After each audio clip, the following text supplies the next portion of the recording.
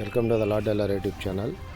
My name is Kolla Ramanjal advocate. ఇప్పుడు నేను చెప్పే టాపిక్ ఏంటంటే 420 ఆఫ్ ఐపీసీ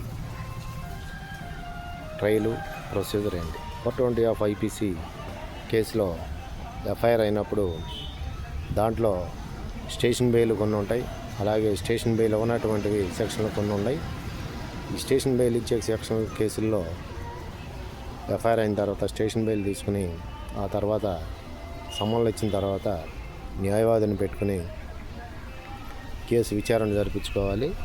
ఆ కేసు విచారణ జరిపించుకునేటప్పుడు సమన్లు వచ్చిన తర్వాత న్యాయవాదిని పెట్టుకుని ఆ తర్వాత మీరు వాయిదాలకు అటెండ్ అవుతున్న క్రమంలో 239 CRPC ఎగ్జామినేషన్ జరుగుద్ది. ఆ తర్వాత సాక్షులందరినీ పిలిపించి విచారిస్తారు.